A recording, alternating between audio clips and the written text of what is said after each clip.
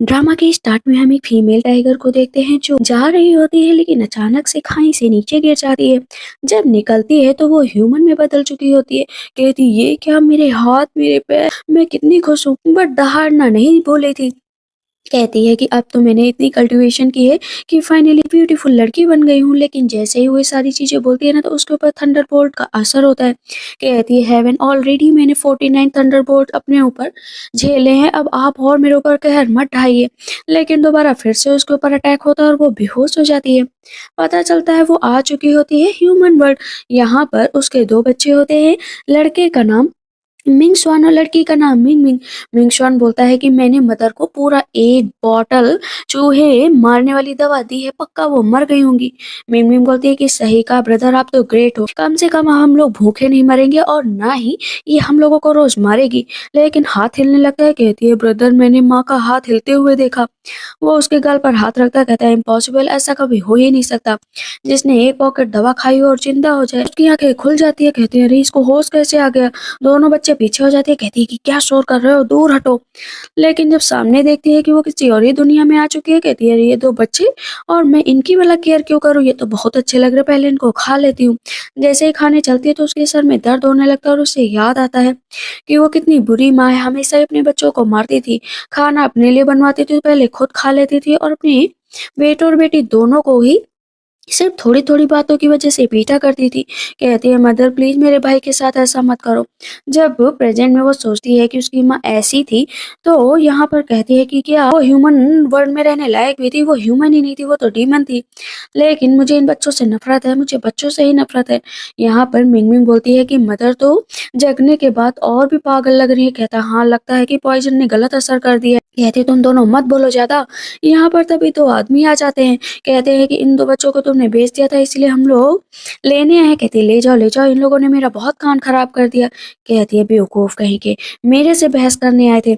जैसे वहाँ से घूमने जाने लगती है तो एक बैरियर आ जाता है जो उसे बाहर निकलने ही नहीं दे रहा होता है। कहती है ये क्या, 1000 साल प्रैक्टिस करने का ये मतलब हो कि मैं यहाँ से निकल ही नहीं सकती। तभी अचानक आवाज़ आने लगती है कि मैंने तुम्हें मॉर्टल वर्ल्ड भेजा है ताकि तुम वहाँ पर अपना एक्सपीरियंस ले सको। कहती है अब कौन बोल रहा है। एक घास का टुकड़ा होता है। कहती है कि फालतू के घास के टुकड़े, मेरे से ज्यादा बहस मत कर। वो घास से आवाज आती है कि तुम्हें 6 ट्रायल से गुजरना है, जो मॉर्टल वर्ड की है, मीन्स लाइफ डेथ सफरिंग हर एक चीज से। कहती है कि क्या सच में। कहते हैं हाँ, तब तुम इमोर्टल भी बन सकती हो। वो उठाकर फिर से उसे घर के पास भेज देते हैं। कहती है कि चलो देखते हैं कि क्या होता है।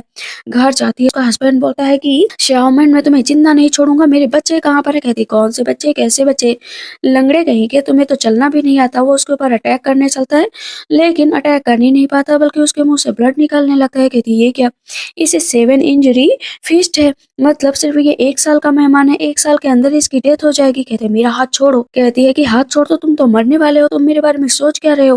फिर सोचती देखने में तो सुंदर है, लेकिन इस सुंदरता का मैं क्या करूंगी। कहते हैं कि तुमने जिन 2 बच्चों को बेचा है ना, वो तुम्हारे बच्चे हैं। कहती क्या, वो मेरे बच्चे हैं, मैंने तो बस ऐसे ही सोचा था, उन्हें जाने दिया। कहते जाओ और मेरे बच्चों को लेकर आओ। कहती ठीक है मैं अभी आती हूँ। अभी हम देखते हैं कि वो बैरियर भी खुल जाता है और इधर दोनों बच्चे कह रहे होते हैं कि मुझे छोड़ दो, मुझे छोड़ दो। मिंग श्याम कहता है टेंशन मत लो मिंग मिंग, मैं तुम्हारे पास हूँ। उस औरत की वजह से सब कुछ हुआ ना, सबसे पहले मैं उसे ही मार डालूंगा। मिंग मिंग कहती मेरे भाई को मत मारो, मेरे भाई को मत मारो। मिंग मिंग और मिंग स्वान इतना चिल्ला रहे होते कि दोनों आदमी बच्चों को मार कर वहां पर बेहोश कर देते हैं। कहती इतनी हिम्मत कि मैंने दोनों बच्चों को बेहोश कर दिया। कहते बेचा भी तो तुमने था और अब यहाँ पर नाटक करने आई हो। कहती है नाटक नहीं करने, मेरे बच्चों को जाने दो, वरना मेरे से बुरा कोई नहीं होगा। कहते कर क्या लोगी। यहाँ पर अपना टाइगर वाला रूप जैसे ही दिखाती है तो दोनों डर कर भाग जाते हैं। कहती देखा ना, मैंने तो पहले ही कहा था कि तुम लोग किसी काम के नहीं, अपनी पावर देती और दोनों बच्चों को होश में लाती है। कहती चलो, लेकिन यहाँ पर मिंगशान बोलता है मेरी बहन से दूर रहना, मैं अपनी बहन को बचा लूंगा और तुम एक फेक औरत हो। कहती फेक, अरे मैं तो तुम लोगों को जानती भी नहीं हूँ। वैसे छोड़ो, अभी मुझे अपने ऊपर काम करना पड़ेगा, आखिर मुझे यहाँ की 6 चीजों को सीखना है, मैं ऐसे तो काम नहीं कर सकती। कहती ठीक है चलो लेकर चलते हैं। यहाँ पर मिंगशान चिल्लाने लगता है कि मेरी बहन को छोड़ दो। इधर दोनों बच्चों की चिंता में उसका हस्बैंड नीचे गिर जाता है। कहते फादर आप ठीक तो हो ना। उसको बैठाते हैं चेयर पर, सामने छड़ी लेकर खड़ा हो जाता है कि खबर अगर मेरी बहन के पास या फादर के पास आई तो जान से मार डालूंगा मैं तुम्हें। यहाँ पर उसके फादर बोलते हैं कि इस तरह अपनी माँ से बात मत करो। कहती है एक तो मैं तुम लोगों को बचा कर लाई हूँ, ऊपर से तुम लोग मुझे थैंक यू भी नहीं बोल रहे हो। उसके फादर बोलते हैं कि सुनो, मुझे नहीं पता है कि मैं कितने दिन तक जीऊँगा, लेकिन मेरे मरने के बाद तुम अपनी माँ का हमेशा ही ख्याल रखना। पता चलता है वहाँ पर एक लेडी और एक आदमी आ जाता है और कहते हैं कि सुनो श्यामिन, तुमने अपने दोनों बच्चों को बेच दिया था लेकिन वो वहाँ पर नहीं पहुँचे। तुमने तो कहा था कि तुम अपने हस्बैंड को ज़हर दे दोगी, लेकिन ये भी ज़िंदा है। मिंगशान कहता तुम्हारी इतनी हिम्मत कि तुम फादर को ज़हर दे रही थी। कहती है अरे तुम लोग मुझे बिना बात के क्यों घसीट रहे हो, मैं तो किसी को भी नहीं जानती हूँ। वो औरत बोलती है कि अच्छा आप झूठ बोलने लगी हो, तो मैंने तो इन दो बच्चों को बेचने की बात कही थी और कहा था कि तुम अपने हस्बैंड को मार दोगी, तुम अपनी जिंदगी फ्रीली गुजारोगी। अब तुम इन बच्चों प्रोटेक्ट क्यों कर रही हो। यहाँ पर उसका हस्बैंड बोलता है कि तुम इतना नीचे गिर सकती हो। कहती है अरे मेरा इन लोगों से कोई लेना देना नहीं है। वो उन दोनों को पकड़ कर कहती है निकलो यहाँ से। वो दोनों निकल नहीं रहे होते तो अपनी आंखें दिखाती है, दोनों डर जाते हैं। कहते मॉन्स्टर मॉन्स्टर डीमन डीमन। कहती कौन सा डीमन, निकलो यहाँ से अभी के अभी। तो दोनों को लगता है ना कि ये बेवकूफ बना रही, ऐसा कुछ भी नहीं है। कहती है श्यामिन तुमको लगता है ना कि तुम कुछ कर लोगी, तो वो डंडा उठा लेती है और दोनों को मारकर वहां से भगा देती है। वो दोनों कहते हैं कि मैं तुमसे निपट लूंगी, पर वो पीछे मुड़ती है। कहती है कि हस्बैंड आपको चिंता करने की जरूरत नहीं है, लेकिन वहां पर तुरंत ही उसके हस्बैंड क्या करता है अपने बेटे का गला काटने चलता है। कहता है कि सबसे पहले इसको मार डालूंगा, अपनी बेटी को मार डालूंगा, ताकि तुम्हें कोई टेंशन ही ना हो। कहती है कि तुम लोग कायर हो, कायर, जो अपने आप को मारने की बात कर रहे हो। कहते हैं तुम मार डालो उससे पहले मैं खुद मर जाऊं ना, तो ज्यादा बेहतर होगा। मिंगमिंग कहती है कि मदर क्या आप फादर को सही कर सकती है। कहती है हाँ बिल्कुल सही कर सकती हूँ। तब यहाँ पर उसका हस्बैंड बोलता है कि अपनी फालतू की मदर से ऐसी बातें मत करो। कहती है हाँ हाँ मैं तो फालतू हूँ ही, मेरे पर विश्वास नहीं कर रहे हो ना। वहां जाकर तुरंत ही उसको किस कर लेती है। दोनों बच्चे अपनी आंखें बंद कर लेते हैं। हस्बैंड बोलता है ये क्या किया तुमने। कहती थोड़ी देर और रुकते ना तो ठीक हो जाते, लेकिन जो किस किया था उसकी उसकी वजह से उसकी पूरी पावर ब्लॉक हो जाती है। कहती है ओह नहीं, मुझे अपने आप को संभाल कर रखना पड़ेगा। लेकिन उसका हस्बैंड कहता है कि ये कोइंसिडेंस नहीं हो सकता है कि एक लड़की एकदम से बदल सकती है। मिंगमिंग कहती है कि फादर आपका चेहरा कितना सही हो गया। कहती है मैंने कहा ना कि मैं ट्रीट कर दूंगी, मेरे पास इतनी ताकत है। तब मिंगमिंग कहती है क्या मदर सच में आप फादर को अच्छा कर देंगी। कहती है मेरे पास कंट्रोल है इस घर का, मुझे माउंटेन जाकर सबसे पहले कुछ करना पड़ेगा, खाने के लिए लाना पड़ेगा, तब तक तुम लोग यहीं पर रुको। वो चली जाती है माउंटेन। तब इस पर मिंगशॉन कहता है मुझे इस पर नजर रखनी पड़ेगी, ये एकदम अलग औरत लग रही है। मिंगमिंग कहती फादर आप खुश तो है ना। कहते पता नहीं, लेकिन पहले से अच्छा लग रहा है मुझे, मुझे लग रहा है कि मेरे अंदर जैसे कोई बीमारी ही नहीं है। इधर हम देखते हैं कि वो जंगल जाती है। कहती कोई भी नहीं मिल रहा है, लेकिन अपनी पावर के जरिए वहां पर वो दो तीन शिकार कर लेती है। कहती ये हुई ना बात। पीछे से मिंगशॉन कहता है इसकी तो आर्चरी स्किल भी बहुत अच्छी है। पता चलता है कि जो लेडी आई थी उसका एक बेटा जिसका क्रश था जो है चाउमिन पर। कहता है कि देखो आज आसानी से तुम्हें अपने झांसे में ले लूंगा, लेकिन उसकी माँ ने समझाया था कि जंगल में जाओ उसे सेड्यूस करने की कोशिश करो, अगर तुम सक्सेसफुल हो गए तो मैं तुम्हें बहुत पैसे दूंगी और तुम तो मेरे बेटे हो। कहता है आज अच्छा मौका है। कहता है अरे शामिन रुको तो, आखिर तुम मेरा ही इंतजार कर रही थी ना, कब से मेरे लिए बैठी हो, मैं हूँ ही इतना हैंडसम। कहती है कि खबरदार अगर मेरे बारे में कुछ उल्टा सीधा बोला। उसको पकड़ने चलता है तो वो हट जाती है और खूब मारती है। डिस्कस्टिंग बातें करते हुए तुम्हें शर्म नहीं आती है। तब यहाँ पर मिंग स्वान आ जाता है। तो यहाँ पर क्या चल रहा है। कहती है कि तुम यहाँ पर क्या करने हो। कहता है रास्ते से गुजर रहा था। पीछे से कहता है कि तुमने आज जो किया सबको बताऊंगा। कहती किसको बताओगे, जो बता दो। मेरा हस्बैंड, मेरे दो बच्चे हैं, मैं उनको बताऊंगा। कहते अरे तुम्हारा हस्बैंड तो चल भी नहीं सकता। ने हिम्मत की कहने की, छड़ी उठाती है और खूब मारती है, उसको भगा देती है। कहती चलो तुम यहाँ से। कहता है मैं खुद चला जाऊंगा, मुझे रास्ता पता है। कहती है लेकिन तुमने ये मास्क क्यों पहन रखा है। पता चलता है कि एक बार उसने गलती से मीट खा लिया था, इसकी वजह से श्यामन ने उसे इतना मारा था कि उसका चेहरा ही खराब कर दिया था। साथ में उसके आंख के पास बर्थ मार्क था। इसी वजह से श्यामन उससे ज्यादा ही नफरत करती थी कि कभी भी मुझे अपनी शक्ल मत दिखाना। उस दिन से वो मास्क पहनने लगा और वहां से चला जाता है। कहती है बच्चा भी ना, एक ओल्ड मैन भागते हुए आ रहा था। कहता मुझे बचा लो, मुझे बचा लो। वहां पर भालू होता है।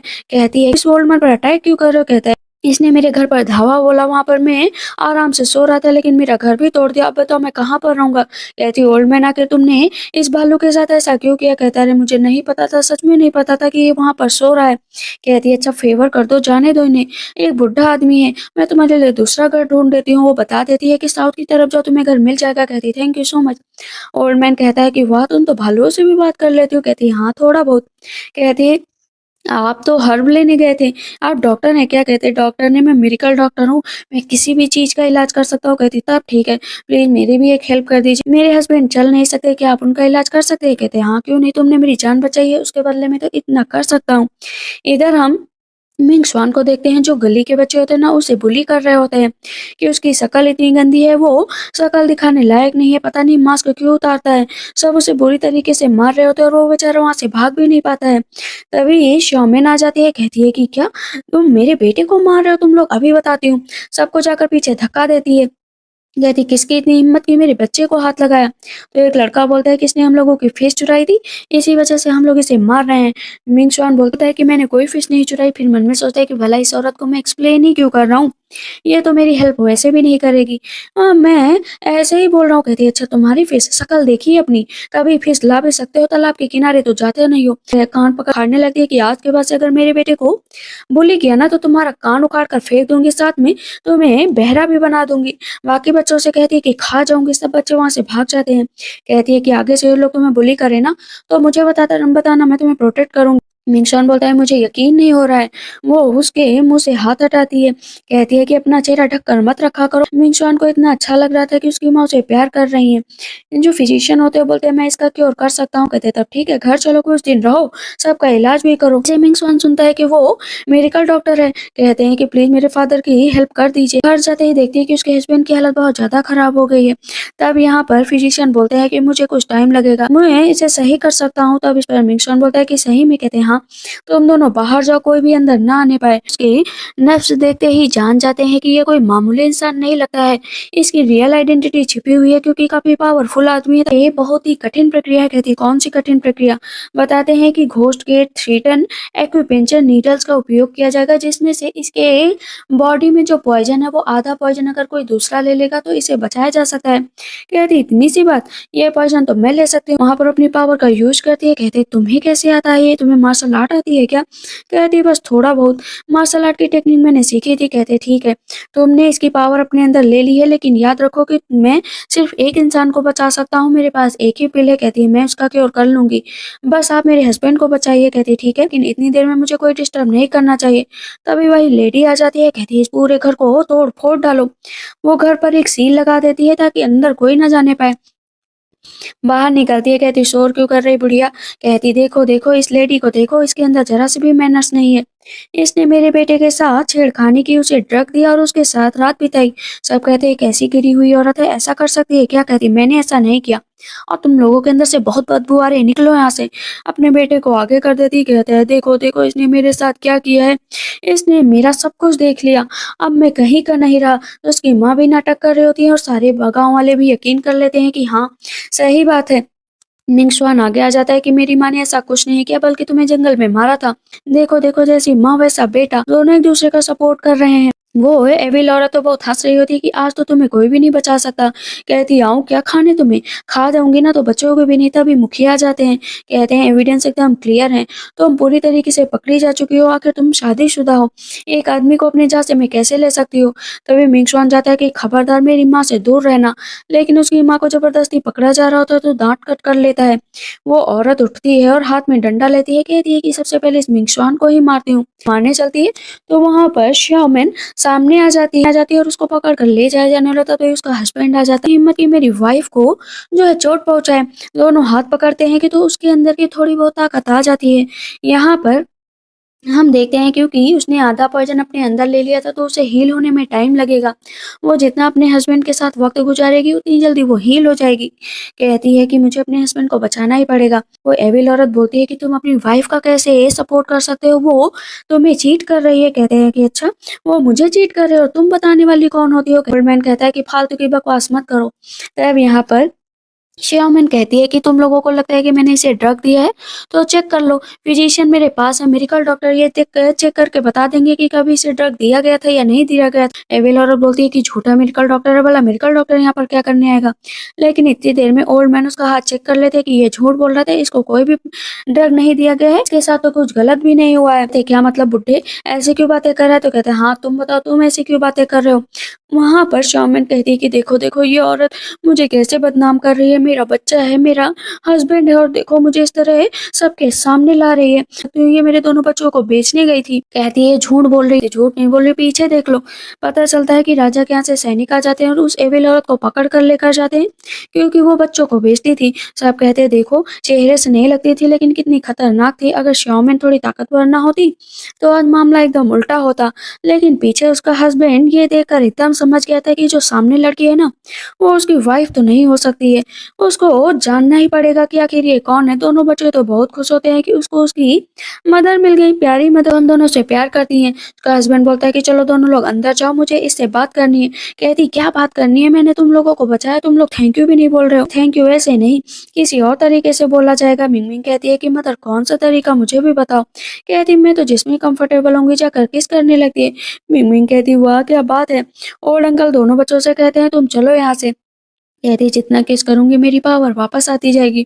बेचारे को सांस लेने में दिक्कत हो जाती है। कहते तुम्हें शर्म है या नहीं है। कहती शादीशुदा है तो शर्म किस बात की, आखिर हम दोनों साथ में रह सकते हैं ना। और तुम मेरे से इतना दूर भागने की मत कोशिश करो, इतना जान लो आज के बाद तुम मेरे हो, अगर किसी की तरफ आंख उठाए ना तो दोनों आंखें निकाल लूंगी।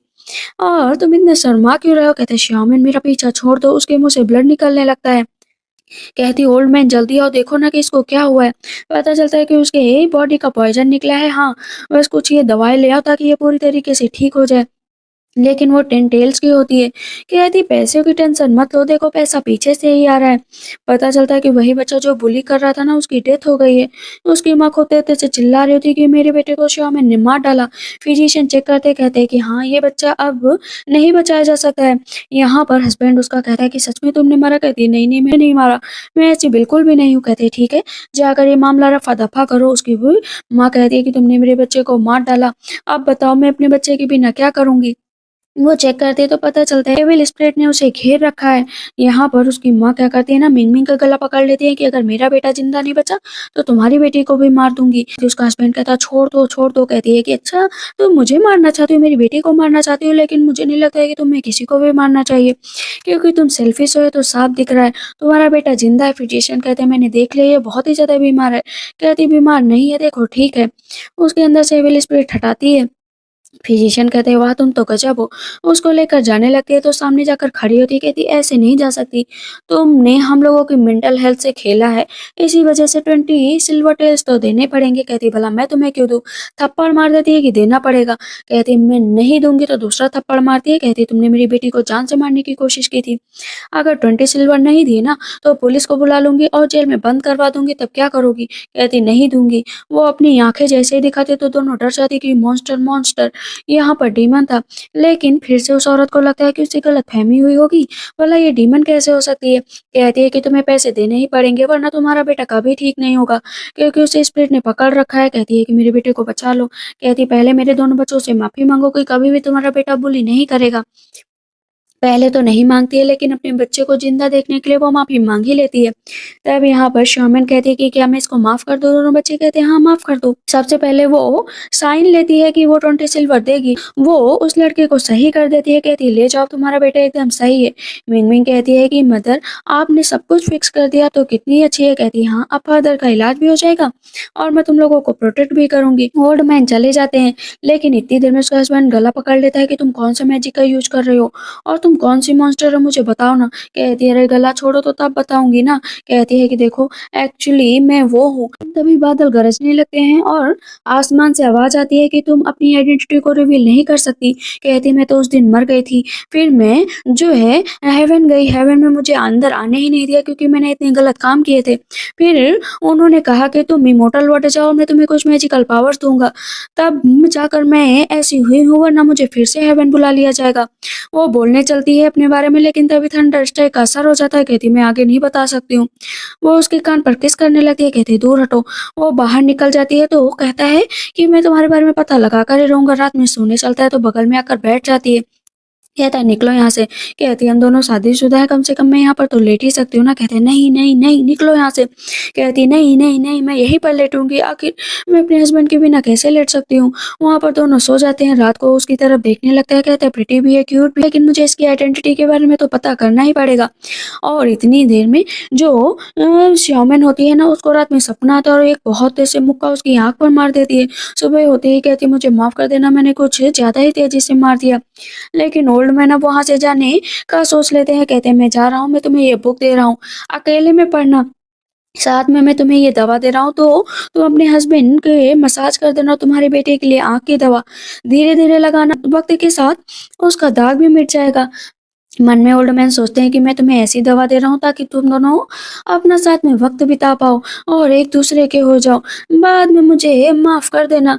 रात में उसका हस्बैंड सोने चलता है तो कहने लगती है, कहता है कि देखो मत, इस तरह देखोगी ना तो सच में मैं तुम्हारी दोनों आंखें निकाल लूंगा। कहती है मैं तो देखूंगी, आखिर मेरे हस्बैंड हो। सबसे पहले उसके पीठ को वो छूती है, कहती है कि यही बुक में लिखा था। फिर आगे जाकर उसके गले पर किस करती है, फिर उसको किस करने लगती है। कहते हैं क्या कर रही हो। कहती है तुम्हें नहीं पता है कि कैसे क्या किया जाता है, तो मैं तुम्हें सिखा रही हूँ। कहते हैं ये मत करो। कहती करना पड़ेगा। उसके टाइगर वाली थोड़ी प्रवृत्ति भी बाहर आ जाती है। इतनी देर में उसके हस्बैंड कहता है कि तुम एडल्ट वाले खेल खेलना चाहती हो ना, तो चलो आज खेल ही लेते हैं। वहां पर वो दोनों अपना टाइम स्पेंड करते हैं। सुबह होते ही वो जाती है माउंटेन और वहां पर मशरूम इकट्ठा करने लगती है। उसके बेटे ने बहुत सारे मशरूम इकट्ठा कर लिए होते हैं, तो मिंगमिंग सोचती है कि मदर तो मेरे भाई को बहुत ही ज्यादा अच्छा कह रही है और मैं बिल्कुल बेकार हूँ। वो भी मशरूम लेने चलती है तो वो डांटने लगती है कि ये मशरूम मत छुओ। यहाँ पर मिंगमिंग को पुरानी बातें याद आती है कि जब भी वो गलती करती थी तो उसकी माँ उसको कितना मारती थी। मिंगशुआन कहता है कि प्लीज मेरी बहन को मत डांटो। कहती है कि मैं मिंग मिंग को नहीं डांट रही हूँ, मैं तो बस ये कह रही हूँ कि ये जहरीली मशरूम है, अगर वो छू लेती ना तो आज उसके साथ कुछ भी हो सकता था। कहती है कि मदर आप सच में मुझे नहीं डांट रही। कहती भला मैं क्यों डांटूंगी। कहती थैंक यू मदर कि आपने मुझे नहीं डांटा। कहती हाँ चलो आज कुछ अच्छा बनाते हैं और मैं तुम्हें सब्जियों की जानकारी भी दूंगी। वो सारे मशरूम की उसे जानकारी देती है और तभी सामने मिंग मिंग कहती है कि मदर वो पौधा कितना अच्छा लग रहा है। जैसे उस बनते पौधे को देखती है कहती है मिंग मिंग तुम तो सच में लकी स्टार हो, ये जिसंग है। घर में जाती है, कहती है कि हस्बैंड क्या पढ़ रहे थे। पता चलता है कि वही बुक वो भी पढ़ रहा होता है। कहती वाह कमाल है, देखो आज मिंग मिंग ने क्या खोजा है। कहती हाँ सही बात है। कहती है हम इसकी खेती करेंगे और देखना इस खेती से बहुत सारा पैसा कमाएंगे, एक अलग घर लेंगे। उसको इस तरह काम करता हुआ देखकर उसका हस्बैंड कहता है लता पागल हो गई है। कहती पागल नहीं हूँ, अब तो मैं अपने हस्बैंड के पास जरूर जाऊंगी। रात हो जाती है। कहती है कि सुनो ना मेरी बात सुनो। कहते हैं जाओ बच्चे जग जाएंगे। वो इनर वियर पहनकर गई होती है और उसे दिखाने लगती है। कहता है मेरे पास से जाओ, आज मैं तुम्हारे साथ कुछ नहीं करने वाला हूँ। लेकिन वो उसको किस करने लगती है तो वो भी अपने आप पर कंट्रोल नहीं कर पाता है। वो टाइगर थी, उसे मीट नहीं मिल रहा था। कहती मीट नहीं और मेरा पेट नहीं भर रहा है। तो उसका हस्बैंड कहता है हाँ मीट नहीं पेट नहीं भर रहा है तो काम कौन करेगा। कहते हैं कि फादर मैंने कल रात में कुछ आवाजें सुनी थी, मदर आपको डांट रही थी क्या। और अजीब सी आवाजें आ रही थी। अजीब सी आवाजें तो आ रही थी बेटा तुम्हारी माँ की वजह से। अपने बेटे के मुंह पर भी हाथ रखती है कि इस तरह के क्वेश्चन नहीं पूछते हैं। रात में जब सब सो जाते हैं ना तो जाती है और उन जिसम के पेड़ों को उगाने लगती है। कहती है मेरी पावर काम क्यों नहीं कर रही है। लेकिन इतनी देर में मिंग शुआन आ जाता है और देख लेता है। कहता है मॉन्स्टर, वो उसकी यही याददाश्त मिटा देती है। उसका हस्बैंड आ जाता है। कहता है ये मिंग शुआन बाहर क्या कर रहा है। कहती है अरे कुछ नहीं, ये नींद में चल रहा था तो यहाँ पर आ गया। कहते हैं नहीं नहीं मैंने कुछ अजीब सा देखा। मन में सोचती है कि मैंने इसके ऊपर अपनी पावर का यूज किया कि ये सब भूल जाए, लेकिन इसकी याददाश्त कितनी मजबूत है कि इसे सब कुछ याद है। लेकिन अचानक से उसे पॉटी लग जाती है तो वो चला जाता है। उसका हस्बैंड कहता है क्या करने की कोशिश कर रही थी। कहती कुछ भी नहीं। नेक्स्ट डे सुबह उठते ही सब लोग देखते हैं कि वहाँ पर जिसम के पौधे उगाए हैं। दोनों बच्चे उसकी तारीफ कर रहे होते हैं, लेकिन उसका हस्बैंड उसको सिर्फ घूर रहा होता है। कहती है कि ये भला ऐसे क्यों देख रहा है, लगता है कि मेरी ज्यादा ही तारीफ करने वाला है। दोनों बच्चों से कहता है जाओ अंदर, मुझे श्यामिन से अकेले में बात करनी। कहती क्या है हस्बैंड, अकेले में थैंक यू करना चाहते हैं क्या। लेकिन उसका हाथ पकड़ लेता है। कहता है कौन हो तुम, बताओ ना, मुझे इडियट समझने की कोशिश मत करना। तुम दोनों बच्चों को मेरे मारना चाहती हो ना, मार मार के खाना चाहती हो। कहती है कि अच्छा, अगर मैं मार के खाना ही चाहती थी ना तो मैं तुम्हें हर्ट करती, मैं तुम्हें बचाती नहीं ना, मैं फिजिशियन को लेकर आती। कहते हैं लेकिन मुझे तुम्हारे इरादे सही नहीं लग रहा है, तुम निकल जाओ इस घर से। कहती हाँ हाँ जरूर निकल जाऊंगी, वैसे भी मैं तुम्हारे लिए कुछ भी नहीं हूँ ना, मैंने बस मीट की क्या बात कर दी, तुमने तो एकदम मेरे सर पर ही सवार हो गए, मुझे तुमसे कोई बात नहीं करनी। कहते जब मेरे पैर ठीक हो जाएंगे तो मैं खुद पैसे कमाऊंगा और मीट भी लेकर आऊंगा। कहती मुझे तुमसे बात ही नहीं करनी। अंदर जाती है। कहती कुछ लोग तो इतने दुष्ट होते हैं बेटा कि अच्छे से बात भी नहीं करते। कहती है कि फादर क्या हुआ, आपने मदर का दिल दुखाया क्या। कहती नहीं नहीं अपने फादर से कुछ मत कहो, वो बेवकूफ है। कहती क्या बेवकूफ, लेकिन फादर चले गए। कहती है अच्छी बात है चले गए। रात में वो पेड़ों को पानी दे रही होती है। मिंगशॉन बताता है कि फादर आज सुबह से नहीं है। तभी सामने से आ जाते। कहते फादर आप कहाँ पर गए थे? कहते हैं मैं मीट लेने गया था। कहती बना लो खा लो, मुझसे मत बात करो। वो खाना बनाकर तैयार करता है। तो जैसे उसका बेटा खाने चलता है तो कहता है तुम मत खाओ, ये मदर के लिए है। सॉरी। कहती तेज से बोलो, मुझे सुनाई नहीं दे रहा है। कहती है कि आई एम सो सॉरी। कहती अरे बोलो ना तेज से। दोनों बच्चे हंस रहे होते हैं कि फादर सॉरी भी तेज से नहीं बोल रहे हैं। कहती चलो ठीक है, तुम्हारा ये आइडिया भी मुझे अच्छा लगा। फिर से दिन रात पेड़ों में पानी डालती और वो पेड़ धीरे धीरे बड़े भी हो रहे थे। एक साल कब गुजर जाता है पता भी नहीं चलता। तभी वही औरत कहती है कि ये तुम कौन से पेड़ उगा रही हो? कहती है कि ये 100 years old जिसंग है। कहती है तुम वो भी ये जिसंग उगा रही हो यहाँ पर? कम से कम हंसी का पात्र तो मत बनो ना। तुम सच बोल रही हो ना, तो जो कहोगे वो करने के लिए तैयार हूँ। आंटी सिल्वर माफ करोगी? कहती ठीक है चलो आ जाओ देख लेते हैं, और बाकी सबको भी बुला लो, लेकिन उस मेरी भी एक शर्त है, अगर तुम गलत हुई तो मुझे 40 सिल्वर दोगी। कहती ये ज्यादा है। मन में सोचती वैसे भी हारोगी, तुम जिसंग उगा ही नहीं सकती हो। वहां पर फिर से एक पेपर आता है और उस पर वो अपना अंगूठा लगाती है कि 40 सिल्वर देने पड़ेंगे। जिसंग उखाड़ कर दिखाती है तो सब हैरान रह जाते हैं कि ये तो सच में जिसंग है। कहती है माफ कर दो ना, मुझसे गलती हो गई। आखिर तुम्हारी पड़ोसन हो? कहती नहीं पड़ोसन बाद में, सबसे पहले मुझे 40 सिल्वर्स दो। वहां से वो गुस्सा होकर चली जाती है। इधर हम देखते हैं कि रात में जो श्योमेन का हस्बैंड होता है ना, वो वहां पर ड्राइंग बना रहा होता है और उसे अपनी वाइफ की हर एक बात याद आ रही होती है। श्योमेन कहती है क्या बना रहे हो? कहते कुछ नहीं प्लीज मत देखो। कहती तुमने मुझे बनाया? कहता नहीं तुम इतनी सुंदर भी नहीं हो कि तुम्हें बनाओ। कहती है कि साफ साफ बोलो ना कि तुम मुझे लाइक करते हो। कहता है हाँ एक मिनट रुक जाओ ना, ये पेंटिंग इतनी भी अच्छी नहीं बनी थी, इसी वजह से मैं जब दूसरी बार बनाऊंगा ना तो बहुत सुंदर बनाऊंगा। कहते हैं ठीक है। इधर नेक्स्ट डे हम देखते हैं कि वो पेंटिंग बेचने के लिए मार्केट में जाता है। कहते हैं तुम अपना काम करो, मैं अपना काम करके आती हूँ। सबसे पहले वो जाती है डॉक्टर के पास कि मैं आपके पास एक खास चीज लेकर आया हूँ। जैसे वो जिसम देखे तो हैरान रह जाते हैं कि तुम्हारे पास ये कैसे? कहती है कि मुझे इसके अच्छे खासे पैसे चाहिए। तभी वहाँ पर एक आदमी आता है। कहते हैं इसका इलाज कर दो, ये मरने वाले हैं। कहते हैं ये मर चुके हैं, इनका फ्यूनरल करो जाकर। लेकिन वो देख लेती है कि नेगेटिव एनर्जी चारों तरफ फैली है। कहती मैं इन्हें बचा सकती हूँ, मैं हीलर हूँ। कहती कौन सी हीलर? मुझे तो यकीन नहीं। कहती मिरेकल डॉक्टर थे ना ओल्ड मैन, उनकी एक बुक दिखा देती है। कहती ये तो रियल मिरेकल डॉक्टर की बुक है, मैं कितना लकी हूँ कि मुझे ये देखने को मिला। कहती सब लोग यहाँ से निकलो, मैं सही करती हूँ। लेकिन एक भी लोग जाने को तैयार नहीं होते, तो सबके सामने ही सही कर देती है। यहाँ पर कैसे? कहती है कि बस मैंने आपको अभी भी ठीक किया। कहते हैं कि आपका एहसान मुझ पर जिंदगी भर रहेगा। कहती है कि अच्छा आप करते क्या हैं? मेरा एक रेस्टोरेंट है। कहते हैं कि प्लीज मुझे वहां पर काम करने को दे दो। आदमी बोलता है जब मर्जी करे तब आ जाना। इधर उसे अब जिसम के पैसे भी मिल चुके थे, लेकिन जनरल का एक बेटा होता है जिसे लड़के और लड़कियों दोनों में इंटरेस्ट होता है। वहां पर जैसे ही वो श्योमेन के हस्बैंड को देखता है ना, कहते हो वाह तुम तो कितने हैंडसम है, स्किन भी अच्छी है, व्हील चेयर पर हो लेकिन सच में कमाल के हो, तुम्हारी स्किन देखकर मुझे ये बहुत अच्छा लग रहा। बाकी सब लोग कह रहे होते हैं कि ये आदमी तो सच में कितना घटिया है, किसी को नहीं छोड़ता है। लेकिन इतनी देर में वो उसको एक मुक्का मार देता है। कहते इसे पकड़ो, ये चल भी नहीं पाएगा, पूरी तरीके से ठीक नहीं हुआ था तो इतना ज्यादा अटैक भी नहीं कर पाता। कहते पकड़ो उसको। उसके मुंह से ब्लड निकलने लगता है। कहते आज तो तुम्हारे मजे लूंगा ही। लेकिन इतनी देर में शौमेन आ जाती। कहती किसके मजे? मैं तुम्हें मजे दिलाती हूँ कि कैसे मजे दिया जाता है। वैसे मेरा हस्बैंड सिर्फ मेरा है, उसे कोई भी नहीं छू सकता है। यहाँ पर उसका हस्बैंड कहता है जाओ यहाँ से। कहती नहीं जाऊंगी। एक ही बार में दोनों का मुंह लाल कर देती है। कहती आज के बाद दिखाई मत देना, जैसे पत्थर को मसल रही हूँ ना तुम्हें भी मसल दूंगी। वो अपने पैसे भी देकर वहां से भाग जाता है। कहती हस्बैंड चिंता करने की जरूरत नहीं है, वो उसे देखकर बहुत खुश हो रहा होता है। कहती है कि फाइनली हम लोग के पास पैसे हैं, चलो बच्चों के लिए कुछ सामान खरीदते हैं। जाते हैं और बच्चों के लिए तरह तरह की चीजें खरीदते हैं।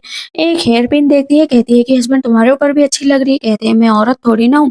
कहती है फिर भी अच्छे लग रहे हो। कहते हैं तुम्हें पसंद है तो मुझे भी पसंद है। वो भी उसके लिए कुछ खास चीजें खरीदता है। घर जाती है कहती है बच्चों तुम्हारे लिए कुछ सामान लेकर आई हूँ। दोनों बच्चे बहुत खुश होते हैं कि हम लोग अच्छे घर में रहेंगे, अच्छी जगह पर रहेंगे और अच्छी जिंदगी जिएंगे। कहता है मदर लेकिन अच्छे घर के लिए पैसे चाहिए। कहती पैसे भी हैं। उसका हस्बैंड कहता है कहाँ पैसे हैं? वो उसको पैसे दे देती है। कहती है कि चलो हम लोग लग्जरी लाइफ जिएंगे। सबसे पहले वो डिश बनाने जाती है। सबको बहुत महक आ रही होती है। जैसे डिश बनकर तैयार होती है लेकिन खाने को कोई भी तैयार नहीं होता, क्योंकि पहले का एक्सपीरियंस इतना भी अच्छा उन लोगों का नहीं था। जो पहले की शाओमिन थी, उसने एक बार खाना बनाया था, वो खाना इतना गंदा था कि उन लोगों को वोमिटिंग हो गई थी। वो चीज़ें याद करके अभी कोई भी खाने की तरफ आगे नहीं बढ़ना चाहता था। तब भी यहाँ पर एक-एक बाइट लेने के लिए सब तैयार होते हैं। वहाँ पर शाओमिन को गुस्सा आता है, वो ज़बरदस्ती खाना मुँह में डाल देती है। कहते हैं उसका हस्बैंड बहुत ही डिलीशियस है। कहती है मेरी पहली डिश है जो मैं रेस्टोरेंट लेकर जाऊँगी, बस तुम लोग इंतज़ार करो। साथ में अपने बेटे को भी लेकर जाती है, कहती बाहर खड़े रहो, मैं अभी आती हूँ। पर वो आदमी बैठा होता है, उस सिटी के मुखिया होते हैं, वो भी आए हुए होते हैं और उनको खाने में दिक्कत हो रही होती है, उन्हें कोई भी खाना अच्छा नहीं लग रहा होता है। इतनी देर में शाओमिन जाती है, कहती है मेरी डिश ट्राई करो। लेकिन वो आदमी बोलता है मैं ये डिश ट्राई नहीं करूँगा, आज तक मुझे कोई खाना खुश नहीं कर पाया तो भला ये खाना कैसे खुश से करेगा। कहते हैं अरे अब खाकर तो देखो, और ज़बरदस्ती खिलाते हैं तो कहते हैं वाह गज़ब! कहती ठीक है, मैं तुम्हारे लिए काम करूँगी। कहते कितने पैसे चाहिए? कहती मुझे पैसे नहीं, मुझे हर डिश का 30% चाहिए। वो आदमी बोलता है कि 30% नहीं 80% दूँगा, लेकिन क्या तुम मेरे लिए काम करोगी? कहती हाँ, ऐसी और भी डिशेज़ बना सकती हूँ। कहते तब ठीक है। लेकिन मिंगशान बाहर खड़ा होता है, जनरल का बेटा आ जाता है, कहता है कि ये बदसूरत लड़का, इसको बाहर भगाओ। ये श्याम आती है, कहती बदसूरत किसको बोले? उस दिन मारा था, मैं नहीं आया है, अभी तुम्हें बताती। कहता है कि उस दिन मारा था लेकिन आज नहीं मार सकती हूँ, मैं जनरल का बेटा हूँ। इतना याद रखो कि ये मेरी जगह है। कहती है तुम्हारी जगह हो चाहे जिसकी जगह हो, लेकिन तुम किसी के मजाक नहीं उड़ा सकते हो। मैं सोचता है मेरे फादर तो मेरा ही सपोर्ट करेंगे, ना कि इस गंदी लड़की का। लेकिन तभी उसके फादर उसको जोरदार पेट पर मारते हैं कि इसे अक्ल नहीं है। कहती है अपने बेटे को आपने अच्छी शिक्षा नहीं दी, वरना ऐसे वो मेरे बेटे का मजाक नहीं उड़ाता। बर्तमार की वजह से वो उसे रेस्टोरेंट से निकाल रहा था। कहता है फादर मेरा तो साथ दीजिए। कहते हैं तुम्हारा साथ कभी नहीं दूंगा, जाकर पहले कुछ रूल रेगुलेशन और एटिकेट सीखो, उसके बाद यहाँ पर आना। कहते हैं मिस प्लीज काम छोड़कर मत जाना, अगर आप इतना कह रहे हैं तो काम बिल्कुल नहीं छोड़ूंगी। बाहर निकलती है, मिंगशुआन कहता है कि मदर आपको मेरी वजह से कितनी शर्मिंदगी महसूस होती है। वो मार देती है उसको कि खबरदार अगर ऐसे ऐसी बातें की तो वे मेरे साथ आना है और अपने ऊपर कभी भी गिल्ट फील नहीं करना है। तुम एक अच्छी लड़की हो, दिखने में भी सुंदर हो, दिल के भी बहुत अच्छे हो, याद रखना। कहते हैं ठीक है मदर, आपने मुझ पर इतना विश्वास किया। उसके गले लगकर रोने लगता है। कहता है पहली बार ऐसा हुआ है कि मदर ने मुझे गले लगाया है, खाने के लिए दिया है। उससे पहले का वो सोचता है कि उसकी मदर जब भी वो कुछ खाने लगता था छीन लेती थी, खुद खा लेती थी और उसे पलट कर मारती भी थी। इधर हम देखते हैं कि मिंग-मिंग बैठी हुई होती, तभी वही लड़का आता है। कहता है इस लड़की की वजह से मुझे कितनी बदनामी सहनी पड़ी, अब मैं इसको मार डालूँगा। कहता है कि चलो तुम्हारे फादर जंगल में हैं। वो नहीं जा रही होती है तो कहता है चलो ना, तुम्हारे फादर जंगल में है, तो मिंग-मिंग उसके साथ चली जाती है कि वहाँ पर कुछ लोग एक बच्चे को परेशान कर रहे होते हैं। पता चलता है कि एक जनरल का बेटा है जो टाइगर की कोर ढूंढ रहा है, जिससे वो बहुत ही पावरफुल वो बन सकता है और पूरे वर्ल्ड पर राज कर सकता है। कहती ये कौन सा पर्सन है भला?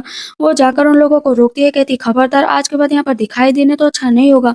यहाँ पर जनरल के बेटे से उसकी लड़ाई होती है। कहते आज तो जा रहा हूँ लेकिन अगली बार मैं तुम्हें देख लूंगा। वो लोग उन्हें थैंक यू बोलते हैं। वापस आते हैं तो देखती है कि उसके हस्बैंड की हालत बहुत खराब है। कहती क्या हुआ बताओ ना, मिंग नहीं मिल रही है, पता नहीं कहाँ चली गई। काश मेरा पैर ठीक होता तो मैं उसे बचा लेता। कहती चिंता मत करो, मैं मिंग को वापस लेकर आऊंगी। जाती है उस लड़के के पास, कहती बताओ ना मेरी बेटी कहाँ पर है? मैं सोचा मैंने तो उसे जंगल में छोड़ दिया था तो टाइगर उसे खा भी गया होगा। कहती बोलो ना कहाँ पर है? उसका गला दबाने लगती है। कहती बता दो वरना सच में आज तुम्हें मार डालूंगी। वो बता देता है कि पीछे जंगल में है। यहाँ पर वो औरत सोचती है कि आज इसका पीछा करूंगी, देखती हूँ ये कहाँ जाती है। इधर मिंग रो रही होती है। तब यहाँ पर टाइगर आ जाता है, उसे खाने के लिए आगे बढ़ रहा होता है। कहती रुक जाओ और उस टाइगर को भगा देती है। मिंग कहती है कि मदर आपकी तो टेल भी है, ऊपर कान भी निकला है। कहती है कि मदर से डिसाइड करो कि ये बात तुम किसी को नहीं बताओगी। कहती हाँ किसी को नहीं बताऊंगी। लेकिन वो लेडी पीछे देख लेती है कि ये तो टाइगर डीमन है। मिंग को लेकर आ जाती है।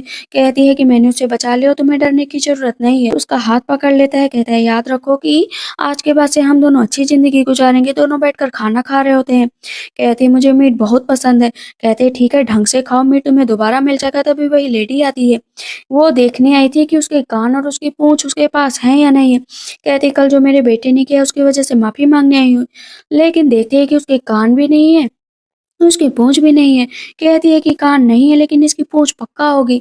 यहाँ पर उसका हस्बैंड बोलता है कि माफ़ी माँग चुकी है तो जाओ। कहती मैं पूँछ तो देकर ही रहूँगी, और उसके बट को छूती है। शामिन कहती पागल हो क्या, तुमने मेरे बट को क्यों छुआ? उसे अजीब सा लग रहा होता है, इसी वजह से वो जंगल जाती है। पता चलता है कि जनरल के बेटे ने टाइगर पर अटैक कर दिया। कहती है मैं तुम्हें बचा लूंगी। जनरल के बेटे को जब पता चलता है कि टाइगर अचानक से गायब हो गया, कहते हैं कि इसका एक तरीका है कि हर जगह ये खबर फैला दो कि जो भी टाइगर को पकड़ेगा उसे 500 टेल्स दिए जाएंगे। तो अभी उसका हस्बैंड कुछ मिलाकर ठीक हो चुका होता है, तो वो बोलता है कि मैं टाइगर पर अटैक करूंगा। कहती है टाइगर पर भला क्यों अटैक करना है? कहते हैं उसका हस्बैंड कि तुम तो टाइगर का नाम सुनकर इतना डर जाती हो कि जैसे तुम ही टाइगर हो। कहती है मजाक मत करो, लेकिन इस तरह किसी को कष्ट नहीं पहुंचाना है। सब एक साथ इकट्ठा हो जाते हैं। जनरल जब देखते हैं कि वो आदमी जो गांव में रहता है और इतना पावरफुल है, कहते हैं इसकी आइडेंटिटी के बारे में पता करो जाकर। 7 साल पहले एक फ्लड आया था, क्राउन प्रिंस अचानक से गायब हो गए और उसके बाद वो कभी भी नहीं मिले। वहां पर इम्प्रेस कह रही होती है कि मेरा बेटा कहीं ना कहीं तो होगा ही। यहाँ पर इम्प्रेस को पता भी चल जाता है कि पास के गांव में उसके बेटे की शक्ल के जैसा कोई देखा गया है। अब लोग टाइगर का शिकार करने के लिए आगे बढ़ रहे होते हैं, लेकिन जो शामिन होती है ना, वो टाइगर को बचा रही होती है। इतनी देर में वही औरत आ जाती है, कहती है कि ये खुद टाइगर डीमन है, मैंने इसको देखा है। वो कहती है कि तुम कैसी बातें कर रही हो, 40 से टेल्स न देने पड़े इस वजह से नाटक कर रही हो? कहती मैं नाटक नहीं कर रही हूँ, मैंने इसे देखा था। जनरल का बेटा तो खुश हो जाता है कि अगर ये टाइगर है ना, तो टाइगर को मिल गया तो मेरे फादर डीमन लॉर्ड बन जाएंगे और इस पूरी दुनिया पर राज करेंगे, उनके आगे कोई भी नहीं होगा। तभी मिंग मिंग आती है, तो आंट कहती है कि तुम बताओ ना, तुम्हारी माँ डीमन टाइगर है ना? कहती है नहीं, मेरी माँ बहुत अच्छी है। दोनों बच्चे कहते हैं कि ये औरत मेरी माँ को फंसा रही है। कहते हैं ठीक है, इन दोनों बच्चों का गला काट दो। अगर ये डीमन होगी तो खुद सामने आ जाएगी, काट दो इन दोनों बच्चों का गला। जैसे ही काटने चलते हैं तो वो अपने रियल अवतार में सामने आ जाती है कि एक एक को मार डालूंगी अगर मेरे बच्चों को हाथ भी लगाया। उसका ये रूप देखकर सब डर जाते हैं, लेकिन आज वहां पर क्राउन प्रिंस कहते हैं कि मैं अपनी वाइफ को बचाकर ही रहूंगा। वो अपनी पावर से और क्राउन प्रिंस अपनी पावर से उन लोगों को मारते हैं, लेकिन इतनी देर में क्राउन प्रिंस को लग जाता है शामिन को बचाते हुए। तो वो जाकर जनरल के बेटे का गला पकड़ लेती है कि अगर आज तुम लोग यहाँ से नहीं निकले ना, तो मैं अपना सीक्रेट सबके सामने खोल दूंगी और थंडर स्ट्राइक का असर होगा जिसमें हम दोनों ही मारे जाएंगे। यहाँ पर उसका हस्बैंड कहता है ऐसा मत करो। कहती करना पड़ेगा, मैं यहाँ की नहीं हूँ, ना ही इस वर्ल्ड की हूँ, मैं दूसरे वर्ल्ड की हूँ, लेकिन यहाँ पर आ गई। तो लगातार उसके ऊपर थंडर स्ट्राइक का असर हो रहा होता है। तब यहाँ पर क्राउन प्रिंस खड़े होते हैं, कहते हैं मैं यॉन्ग किंगडम का क्राउन प्रिंस आज यहाँ पर कह रहा हूँ कि कोई भी मेरी वाइफ को कष्ट नहीं पहुंचा सकता है। वो अपने जेडे भी दिखाता है। जनरल का बेटा सोचता है कि अगर ये सच में क्राउन प्रिंस है तो इसको यहाँ पर मार डालना चाहिए। जैसे ही मारने चलते तभी वहां पर इनोच आ जाते हैं कि खबरदार, अगर क्राउन प्रिंस को हाथ लगाया, जनरल के बेटे को जेल में डाल दिया जाता है। फिजिशियन चेक करते हैं तो इम्प्रेस जो है श्योमैन को थप्पड़ मार देते हैं कि तुम्हारी वजह से ये हाल हुआ है। फिजिशियन बताते हैं कि ठीक किया जा सकता है आपके बेटे को, अगर 7 दिनों के अंदर एक जड़ी बूटी है जो पहाड़ों के बीच में पाई जाती है, कोई ले आएगा तो इसे बचाया जा सकता है। मैं लेकर आऊंगी। फिजिशियन कहते हैं हम लोग इंतजार करेंगे। वो जाती है पहाड़ों के बीच में, धीरे धीरे आगे बढ़ रही होती है और जो जानवर होते हैं उनसे रास्ता पूछ रही होती है। फाइनली उसे जड़ी बूटी तो मिल जाती है, लेकिन पता चलता है कि वहां पर जो कीड़े मकोड़े हैं असल में पॉइजनस हैं। तो उसकी पूरी बॉडी में पॉइजन फैलने लगता है। कहती है लेकिन तब भी मैं यहाँ से बचकर तो जाऊंगी। कहती है मैं आ गई, लेकिन वो खुद बेहोश हो जाती है। सामने क्राउन प्रिंस बैठे होते हैं। कहती है कि आप मेरे सामने? कहते हैं हाँ, तुम्हारे लिए यहाँ पर हो, तुम्हारे लिए ही रहूंगा। कहती है थैंक गॉड, तुम ठीक तो हो ना? कहते हैं हाँ बिल्कुल ठीक हूँ। किस करने चलते तो इम्प्रेस आ जाती है। कहती है कि ऐसी हरकतें? कहते हैं कि ये मेरी वाइफ है, कुछ भी कर सकता हूँ। इससे शादी करनी है, लेकिन वो शादी करने से मना कर देती है। इससे शादी नहीं होगी, लेकिन क्राउन प्रिंस जिद पकड़ देते हैं। तो इम्प्रेस को याद आता है कि ये लड़की तो मेरे बेटे की जान बचाने के लिए अपनी जान दांव पर लगा दी थी। कहती ठीक है, मैं तुम दोनों की शादी कराने के लिए तैयार हूँ। इधर जनरल जाते हैं अपने बेटे से मिलने। कहते हैं कि मैंने तुमसे सिर्फ एक काम कहा था, लेकिन तुम वो काम भी नहीं कर पाए। कहते फादर काम कर दिया, आपको महल में ही मिल जाएगी। इधर हम देखते हैं कि वो लोग बुद्धा के टेम्पल जाते हैं शादी की डेट फिक्स करने के लिए। कहती ये क्या होता है? क्राउन प्रिंस बोलते हैं कि जिसमें हम दोनों की शादी की डेट फिक्स होगी और हम दोनों जिंदगी भर साथ रहेंगे। कि जनरल की बेटी भी होती है जो रास्ते से गुजर रही थी और मिंग शुआन से टकरा जाती है।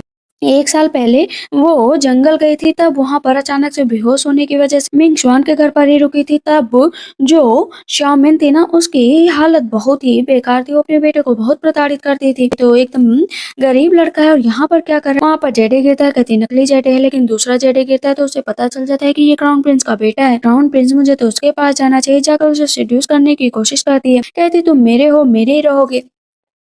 तभी पीछे से श्यामेन आ जाती। कहती खबरदार, अगर मेरे हस्बैंड की तरफ आंख भी उठाई तो मैं तुम दोनों को जिंदा नहीं छोड़ूंगी, क्योंकि मेरे फादर जनरल है और तुम हम लोगों का कुछ भी नहीं कर सकती। याद रखो कि मेरे सामने नाक रगड़नी पड़ेगी। तभी इम्प्रेस आ जाते। श्यामेन उस लड़की को जोरदार थप्पड़ मारती है कि तुम्हारी हिम्मत कैसे हुई मेरे हस्बैंड को सेड्यूस करने की। कहती माफ करिएगा इम्प्रेस, मुझे नहीं पता था। फादर से जाकर जिद करने लगे। उसके फादर कहते चिंता मत करो, मैंने हर इंतजाम कर लिया है। बस टाइगर को एक बार मिल जाए ना, उसके बाद मैं तुम्हें जन्नत की सैर कराऊंगा। इधर बर्थडे बैंक्वेट होता है। वहां पर जनरल की बेटी इम्प्रेस को तोहफा देने वहां पर एक बीट होता है जिसके अंदर से फिनिक्स निकलती है। इम्प्रेस बहुत खुश होती है कि तुम्हारी बेटी ने कमाल का तोहफा दिया है, लेकिन तभी पीछे से शामिन आ जाती है। कहती है कि मदर, मैं आपके लिए ऐसी 100 चिड़िया उड़ा सकती हूँ। कहती है उड़ाकर दिखाओ। पहली बार में नहीं उड़, दूसरी बार में नहीं उड़ती हूँ, तीसरी बार में चिड़िया उड़ने लगती है। पर इम्प्रेस कहती है कि ये नजारा मैंने जिंदगी में पहली बार देखा। कहती है जब मन करेगा ना तब दिखा दूंगी। मीट जाता है जो है शामिन के लिए, जैसे ही खाती है तो उसके गले पर अटकने लगता है। जनरल कहते हैं काम बन गया, लेकिन वो चुपचाप बैठी हुई होती है। तो इस पर उसका हस्बैंड कहता है क्या हुआ। कहती है कि इसमें पॉइजन था, लेकिन सामने हमारे एनिमी बैठे हैं, उनको पता ना लगने पाए। कहती है कि इम्प्रेस मैं बाहर जा रही हूँ। जैसे ही रास्ते में जाती है कहती सब खाली है, मैं ये पॉइजन बाहर निकाल देती। निकालने चलती है तभी जनरल का बेटा आकर चाकू मार देता है। तुम्हारी कोर तो मैं लेकर ही रहूंगा। वहां पर इम्प्रेस भी आ जाती है। जनरल कहते हैं कि आपकी जो डॉटर इन लॉ है वो असल में टाइगर डीमन है। कहती है ये झूठ है, मेरी daughter in law tiger demon हो ही नहीं सकती। यहाँ पर क्राउन प्रिंस बोलते हैं अगर वो डो टाइगर डीमन भी है तब भी वो मेरी वाइफ, लेकिन डीमन डीमन होता है और इसी वजह से उसे सजा तो दी ही जाएगी। पूरे महल के चारों तरफ उसे घुमाया जाता है, फेंक फेंक कर मार रहे होते हैं। कहती क्या दिन आ गए हैं, लेकिन अपने हस्बैंड और अपने बच्चों को देखकर खुश रहती है। इधर हम देखते हैं कि इम्प्रेस और क्राउन प्रिंस की काफी लड़ाई होती है कि मैं उससे शादी करूंगा, तो वो मना कर देती है कि उससे शादी नहीं होगी, इसलिए उसे जिंदा जला दिया गया था। क्राउन प्रिंस बहुत रोते हैं, लेकिन उन्हें याद आता है वहाँ पर तो उसे चाकू लगा था। एक बार जनरल के घर जाना चाहिए। इधर जनरल कहते हैं बस लास्ट स्टेप बाकी है, उसके बाद सब काम हो जाएगा। तभी वहां पर क्राउन प्रिंस पहुंच जाएगा। इसने मेरी टाइगर को ले ली है, जाकर बचा लो। लेकिन तभी उसकी बेटी आ जाती है। वहां पर वो ड्रग छोड़ देती है। कहती है कि क्राउन प्रिंस अब तो तुम मेरे ही होकर रहोगे, तुम्हें मुझसे कोई भी अलग नहीं कर सकता। इतनी देर में जनरल का जो डेमन बनने का ख्वाब था ना वो पूरा हो जाता है। कहती फादर प्लीज मेरी क्राउन प्रिंस से शादी करा दीजिए, लेकिन जनरल सबसे पहले अपनी बेटी को ही मार डालते हैं। वहां से जनरल चले जाते हैं, सिटी के एक एक लोग को मारने लगते हैं। पर वो कहती है लगता है सिचुएशन आउट ऑफ कंट्रोल हो गई है, रेड कोर को हटाने के लिए मुझे उसके साथ सेक्रीफाइस होना पड़ेगा। कहते हैं मत जाओ मत जाओ मत जाओ। कहती है मुझे जाना पड़ेगा। जाते उसका गला पकड़ लेती है और अपनी चाकू मार लेती है। वहां से वो हमेशा के लिए चली जाती है और बाकी जितने लोग मरे थे ना सब जिंदा हो जाते हैं। लेकिन इस बात से सबसे ज्यादा दुखी तो क्राउन प्रिंस होते हैं कि प्लीज मुझे छोड़कर मत जाओ, देखो तो अभी मैंने तुम्हारी पेंटिंग भी नहीं बनाई। और फिजिशियन भी आ जाते हैं, कहते हैं कि वो मर गई है, अब वापस नहीं आएगी। वो उसकी हेयर पिन भी लगा लेता है कि वापस आ जाओ वापस आ जाओ, लेकिन वो सितारों की तरह आसमान में उड़ जाती है। इस बात को पूरे 20 साल बीत जाते हैं और उसे टाइगर फेरी के नाम से जाना जाने लगता है। और उसी की याद में सब लोग अपने यहाँ कैंडल लगाते थे, लैटर्न का यूज करते थे, उनसे प्रे करते थे और उनकी सबकी मुरादें भी पूरी होती थी। मैजेस्टी बूढ़े हो जाते हैं और बच्चे बड़े हो जाते हैं। तभी वहां पर आ जाती है शामिन। कहते हैं तुम शामिन सच में तुम ही हो ना। कहती है हाँ, आखिर 20 साल बाद मैंने अपना ट्रायल पास कर लिया और कल्टीवेशन में फर्स्ट है, उसके बाद मुझे यहाँ आने का मौका मिला। हीरो सबके गले मिल जाती है। कहते हैं हम लोग अब हमेशा खुश रहेंगे। इसी के साथ इस ड्रामा की एंडिंग होती है। तो आप लोग को ये ड्रामा कैसा लगा मुझे कमेंट सेक्शन में जरूर बताइएगा। तब तक के लिए बाय बाय, टेक केयर।